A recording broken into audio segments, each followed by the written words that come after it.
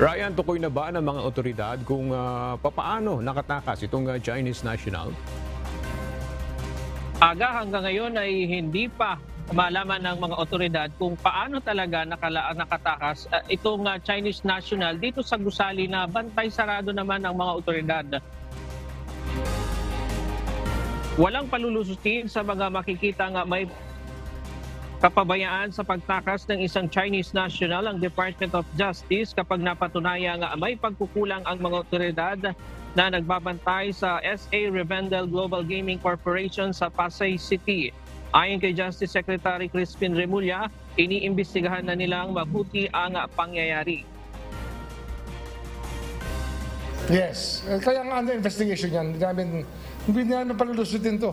It's something that we have to do. Kahit sino man tamaan yan, anong gagawa ko?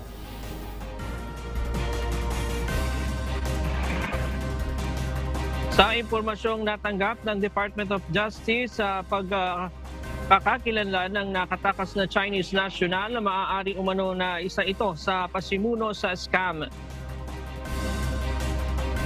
Ang detail na sinabi sa akin that caught my attention is VIP, meaning to say person of interest talaga. Maybe one of the co-conspirators in the scam. So we're investigating kung sino nagpakawala, paano nakawala, at under what circumstances. Ang PNP at NBI ang siyang pangunahing nagbabantay sa 231 foreign national na nananatili sa gusali ng SA Revendel Global Gaming sa Pasay City. Isa umano sa problema ay ang kakulangan ng pasilidad na pagdadalhan at mga tauhan na siyang magpapatay sa mga co-workers na ito. Samantala, kinumpirma ni Secretary Remulla na pinoproseso na nila ang summary deportation sa mga foreign national. Maliban sa mga may iba pang mga kasong kinakaharap pa dito sa bansa, nanindigan din ito na sa pagsasampa ng kaso laban sa mga dayuhan na tila hindi ginagalang ang batas ng Pilipinas.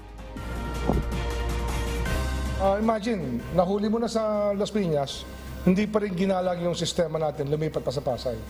And can you imagine the network of lawyers they're employing? Kaya nga nakapag-file sila ng habeas corpus cases. Talagang niloloko yung legal system natin.